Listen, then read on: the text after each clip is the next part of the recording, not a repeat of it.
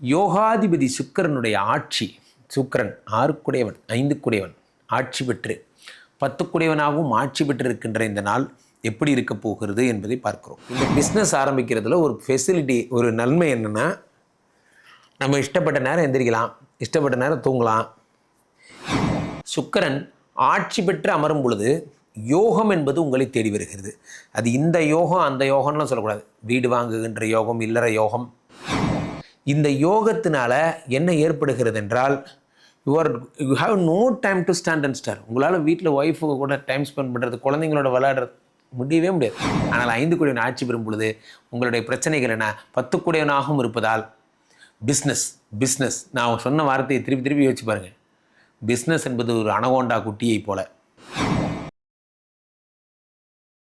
உலகெங்கிலும் இருக்கும் ஆன்மீக பரிகார நேயர்கள் அனைவருக்கும் வணக்கம். நான் உங்கள் ராம்ஜி.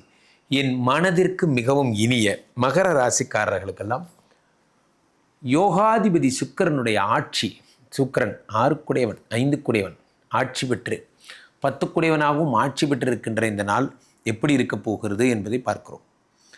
இந்த மாதம் ரிஷபராசியிலே சுக்கிர பகவான் ஆட்சி பெறுகிறார். 5 வாழ்க்கையில் சில விஷயங்கள் எல்லாம் தானாக நடக்கும். சில விஷயங்கள் எல்லாம் அது எப்படி நடக்கும்னு தெரியாது. ஆனால் அது அதுவாக நடந்து காயின் பண்ணி பேக்கெட்டில் போய் விழுந்துடும். உலகத்திலே நண்பர்களே, 5 யோகாதிபதி சுக்கிரன் ஆட்சி பெற்று அமரும் பொழுது யோகம் என்பது உங்களை தேடி வருகிறது. அது இந்த யோகம் அந்த யோகம்லாம் சொல்லக்கூடாது. வீடு வாங்குகின்ற யோகம், இல்லற யோகம், குழந்தை புத்திர பிராப்தி யோகம், என்ன வேணால் வச்சுக்கோங்க. அந்த யோகம் உங்களுக்கு கிடைக்கிறது. யோகாதிபதி ஆட்சி எனும் பொழுது, குழந்தை இல்லை சார், எனக்கு கண்டிப்பாக குழந்தை பிறக்கும். பழம் நழுவி பாலில் விழுந்து அது நழுவி வாயில் விழுந்ததும்பாங்க. அப்படிங்கிற மாதிரி உங்களுக்கான யோகம் என்பது அதுவாக நடக்கும். 5 10 இருக்கிறார். 10 ஜீவனஸ்தானாதிபதி, தொழில்காரகன் என்று பொருள். 10 ஆட்சி பெறும் பொழுது, 10 ஆட்சி பெறும் பொழுது என்ன நடக்கிறது? தொழில்காரகன் ஆட்சி. வாழ்க்கையிலே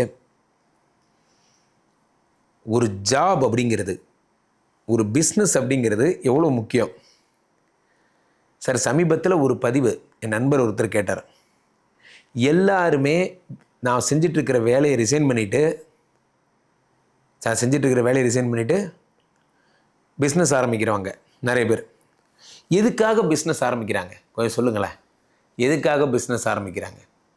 இந்த பிஸ்னஸ் ஆரம்பிக்கிறதுல ஒரு ஃபெசிலிட்டி, ஒரு நன்மை என்னென்னா, நம்ம இஷ்டப்பட்ட நேரம் எந்திரிக்கலாம், இஷ்டப்பட்ட நேரம் தூங்கலாம், இஷ்டப்பட்ட நேரம் ஒய்ஃபோட நீங்கள் திருமண விழாக்கள்லேருந்து பார்க்கு, பீச்சு போகிறதுன்னு சுற்றுறது என் இஷ்டம். என் குழந்தை நானே போய் ஸ்கூலில் கூப்பிட்டு வருவேன், நானே கொண்டு போய் விடுவேன்.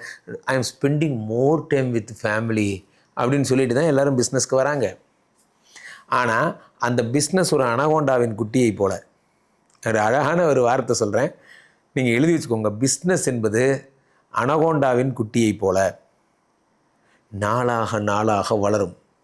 ஏன் அப்படின்னா, நீங்கள் தான் அதுக்கு தீனி போடுறீங்களே. நாளாக அனகோண்டா வளர இந்த அனகோண்டாவை வீட்டுக்குள் வைத்து கொள்ள முடியாது. காட்டில் தான் விட வேண்டும். உங்களையும் வீட்டுக்குள்ளே வச்சுக்க முடியாது, கூட்டு போய் வெளியே விட்டுருவாங்க. காரணம் என்னென்னா, உங்களுக்கு there is no time to stand and stern ஆயிடுவீங்க. உங்களால் நிற்க கூட உங்களுக்கு டைம் கிடையாது.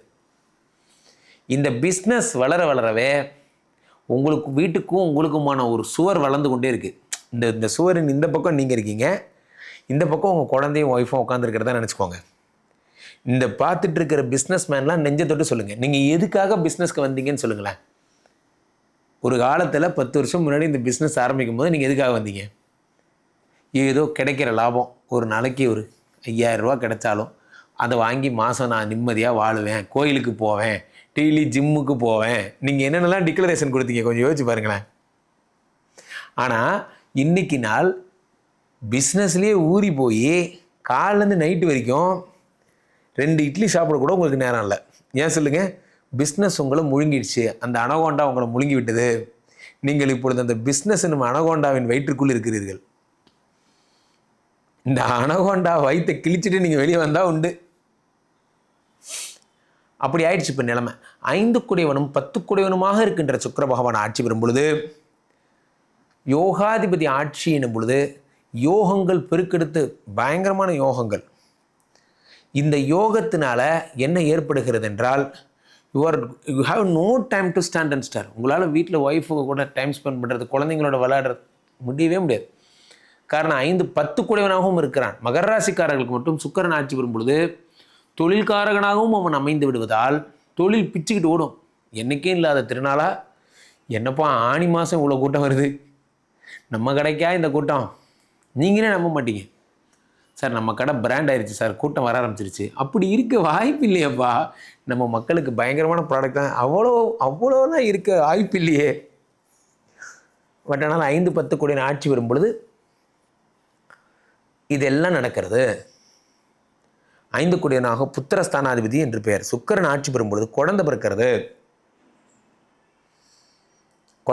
ஒரு பெண் குழந்தை பிறக்கிறது. முக்கியமாக ஒரு தேவதை உங்கள் மடியில் பிறக்கப் போகிறாள். 5 குடையவன் ஆட்சி பெறும் பொழுது ஒரு தேவதை பிறக்கிறாள். அதே மாதிரி 5 குடையவன் ஆட்சி பெறும் பொழுது என்ன நடக்கிறது என்றால், பழைய சொத்துக்கள் வருகிறது. சொத்துக்கள் சார், எங்கிட்ட சமீபத்தில் நீங்கள் சொன்னால் நம்ப மாட்டீங்க, ஒருத்தர் ஃபோன் பண்ணார் சார். என்ன தெரியுமா சொன்னார்? அவருக்கு 1962 பிறந்திருக்கார். அதாவது எத்தனை வயசாகுது? 53 63 64 வயசாகுது. இன்னும் அவர் வேலைக்கு போகல, இது வரைக்கும் வேலைக்கு போகல. அவங்க வீட்டில் ஒரு லிட்டிகேஷன் ப்ராப்பர்ட்டி ஒன்று இருக்குது, அவங்க அப்பாவோடது. அதை விற்கிற முயற்சியில் 12 வருஷமாக இருக்கார். அதுக்கு முன்னாடியும் வேலைக்கு போகல. அதுக்கு முன்னாடி அந்த கேஸ் வர்றதுக்காக கேஸில் வழக்கில் இருந்தார். இப்போ அதை விற்கிறதுல இருக்கார். வாழ்க்கை பூரா அந்த லேண்டை விற்கிறதே தான் அவர் குறியாக இருக்காரே தவிர, அவர் வேலைக்கு போகிறதோ தனக்கான குடும்பத்தையும் அமைச்சிக்க தவறிட்டார். 5 கோடியவன் ஆட்சி பெறும் பொழுது என்ன ஏற்படுகிறது என்றால், இதெல்லாம் தான் ஏற்படும். சொத்துக்காக நீங்கள் எல்லாத்தையும் விட்டுருவீங்க. இன்றைக்கி குழந்தைக்கு ஆனுவல் டே சார், இன்றைக்கி சாயந்தரம் ஃபங்க்ஷன் சார், ரெஜிஸ்ட்ரேஷன் போயிட்டுருக்கு. நம்ம சில நேரங்களில் நம்மளை கட்டி போட்டுருது இந்த சொத்துங்கிற அந்த பைத்தியம். இந்த பைத்தியம் என்ன பண்ணிடுது, நம்மளை கட்டி போட்டுருது. நம்மளோட சகஜ வாழ்க்கைக்குள்ள சில பேர் இந்த சொத்து தேடியே விடுவான். அவர் எங்கிட்ட நேற்று கேட்குறார், சார் எங்கள் அப்பாவுக்கு, இவருக்கே 65 வயசு, அவங்க அப்பாவுக்கு 88 வயசாகுது. சார் எங்கள் அப்பா அடுத்த நெக்ஸ்ட்டு புதன் திசை எப்படி இருக்குன்னு கேட்டார். சார் புதன் திசை 17 வருஷம்ப்பா, இப்போ 88 இருக்கீங்கப்பா, நீங்கள் இன்னும் 12 வருஷம் புதன் திசைக்குள்ளேயே உங்களுக்கு 100 ஆயிரும்பா. ஆனால் அவங்க விடாமுயற்சியுடன் அந்த லிட்டிகேஷனை ஜெயிக்கணுங்கிறதுலே வாழ்க்கை. லிட்டிகேஷனை ஜெயிச்சு இப்போ என்ன செய்ய போகிறேன் நான் கேட்குறேன். நான் ஒரே வார்த்தை எனக்கு கோவம் வந்துருச்சு. நான் என்ன சொன்னேன், உங்கள் அப்பாவுக்கும் சொல்கிறேன், உனக்கும் சொல்கிறேன், அந்த லேண்டை வந்த வேலைக்கு விற்றுட்டு டெய்லி 4 போண்டாவாக வாங்கி தின்னாவது அந்த இருக்கிற வரைக்கும் ஜாலியாக வாழ்ந்துட்டு போடா. இருந்து எப்படியும் அடுத்த ஜென்ரேஷன் இல்லை. நான் என்ன சொன்னேன், இருந்து 100 வயசு வரைக்கும் அந்த லேண்டை காப்பாற்றிய பூதத்தை அடங்காகிற மாதிரி பூதம் அடங்க. சில பேர் அப்படி தான் வச்சுருப்பாங்க சார். இந்த ஊர் பக்கம் லேண்ட் இருக்குது, எதுக்கு வச்சுருக்க, அது ஏதாவது ஒரு ஃபார்ம் மாதிரி வச்சு ஜாலியாக இருக்க வேண்டியதானே. இருக்க மாட்டான். அது அப்படியே ஒரு 3 5 தலைமுறையா நான் கொடுக்கவும் மாட்டேன், புழங்கவும் மாட்டேன், அது அப்படியே வச்சுருப்பாங்க சார். வாழ்க்கையில் கிடைக்கிற அந்தந்த நிமிஷத்தை 5 கோடி யோகாதிபதி ஆட்சி பெறும் பொழுது குழந்தை பிராப்தி, புத்திர பிராப்தி. ஐவிஎஃப் மாத்திரை எடுத்துகிட்டு இருக்கோம், டாக்டர் 13ஆம் நாள் தான் டாக்டர் வர சொன்னார். டாக்டர் கிடைக்கிறார் சார், விடுங்க சார். உங்கள் காதலுக்கு சக்தி இல்லையா? உங்கள் காதலுக்குன்னு ஒரு பவர் இருக்கா இல்லையா? நீங்கள் சந்தோஷமாக இருந்தீங்கனாலே உங்களுக்கு குழந்தை பிறந்துடும். டாக்டர் சொல்கிறத கேட்டால் தான் குழந்தை பிறக்கணும், உங்கள் மனசுக்குள்ளே யாரோ விதைச்சி வச்சுட்டாங்க. 5 கோடியவன் ஆட்சி பெறும் பொழுது தெய்வ அனுகிரகம் என்பது கிடைக்கிறது. சொத்து பின்னாடி சுத்துறதை கொஞ்சம் நிறுத்திட்டு 5 கோடியவன் ஆட்சி பெறும் பொழுது சொத்துக்கள் தன்னால் சேரும். இதுக்காக நீங்கள் சண்டை போடுற நேரங்களை குறைச்சிட்டு வாழ வழியை பாருங்கள். இருக்கிற நாட்களில் எவ்வளோ நாள் சிரிக்கிறீங்க, எவ்வளோ நாள் நீங்கள் ஒய்ஃபோட கத்தி சண்டை போடுறீங்க, எவ்வளோ நாள் நீங்கள் குழந்தைய கூட்டு டென்னிஸ் விளையாடுறீங்க, இதெல்லாம் தான் சார் வாழ்க்கை. ஆனால் 5 கோடியவன் ஆட்சி பெறும் பொழுது உங்களுடைய பிரச்சனைகள் என்ன? 10 கோடியவனாகவும் இருப்பதால் பிஸ்னஸ் நான் சொன்ன வார்த்தையை திருப்பி யோசிச்சு பாருங்கள். பிஸ்னஸ் என்பது ஒரு அனகோண்டா குட்டியை போல தினமும் வளரும், ஒரு நாள் உங்களை முழுங்கிவிடும். பிறகு நீங்கள் அதன் வயிற்றிலிருந்து வெளியே வரவே முடியாது. ஸோ அதனால் மகர ராசிக்காரர்கள் எவ்வளோக்கு தொழிலில் நீங்கள் டெவலப் ஆகிறீங்களோ அவ்வளோக்கு ஃபேமிலியும் பாருங்கள். கீழே போயிட்டு இந்த 2 நம்பரை கூப்பிடுங்க, உங்களுடைய சொந்த ஜாதகத்தை பார்த்து கொள்ளுங்கள். உலக புகழ் வாய்ந்த நமது ஸ்ரீமடம் இந்தியா இப்பொழுது ஸ்ரீமடம் மலேசியாவிலும் உதயமாக இருக்குது. ஸ்ரீமடம்னா என்ன சார், எங்கே சார் இருக்குது? ஸ்ரீமடம் போரூர் கார்டன் ஃபேஸ் 2ல் இருக்குது, சென்னையில். விஷ்ணுமாயா சாத்தனுக்குரிய மடம் இது. இங்கே தினசரி வேள்விகளும் பூஜைகளும் ஹோமங்களும் நடக்குது. எந்த பிரச்சனைகள் இருந்தாலும் இங்கே நீங்கள் கமிட் ஆகிக்கிட்டிங்கன்னா இந்த வேள்விகள் செய்வதன் மூலம் உங்களுடைய பிரச்சனைகள் எல்லாத்தையும் நாங்கள் கிளியர் பண்ணி தரோம், அதை தீர்த்து வைத்து தருகிறோம். உலகத்திலேயே இவ்வளவு எஃபர்ட் போட்டு தினமும் உலகத்தரம் வாய்ந்த வேள்விகள் புரிகின்ற ஒரே மடம் ஸ்ரீமடம் மட்டும்தான். அதனால் அவசியமாக மீண்டும் ஒரு நல்ல பதிவில் சந்திப்போம். நன்றி, வணக்கம். இங்கே ஸ்தாபிதம் செய்யப்படுகிறார் விஷ்ணுமாயா. அது தமிழ்நாட்டில் இங்கே போரூர் கார்டன் ஃபேஸ் 2ல் ஸ்ரீமடத்தில் மட்டும்தான் இருக்கிறது. வேற எங்கேயும் இவருக்கு ஆலயங்கள் கிடையாது. நம்மளுடைய வேலை இல்லை, குழந்தை இல்லை, நமக்குடைய எதிர்காலம் கேள்விக்குறியாக இருக்குது, கள்ள தொடர்பு, ஏமாற்றம், துரோகம் போன்ற பிரச்சனைகளுக்காக ஸ்பெசிஃபிக்காக பண்ணுற ஒரு ஹோமம். இந்த ஹோமம் 48 நாள் தினமும் பண்ணுறோம். இப்போ நீங்கள் புக் பண்ணுறீங்கன்னா இன்னிலேருந்து 48 நாள் இந்த ஹோமம் பண்ணி உங்களுக்கு அந்த பிரச்சனைகளை சேலஞ்சிங்காக சரி பண்ணி தரோம். ஸோ விஷ்ணுமாயா சாத்தனுடைய ஆலயத்திற்கு நீங்கள் வாருங்கள், இந்த ஸ்ரீமடத்திற்கு வாருங்கள், வந்து இந்த ஹோமத்தில் கலந்து கொள்ளுங்கள். இதை பற்றி தரவுகள் கீழே போயிட்டு இருக்க நம்பரை கேட்டு தெரிஞ்சு புக் பண்ணிக்கிட்டு இந்த ஹோமத்தில் நீங்களும் பங்கெடுக்க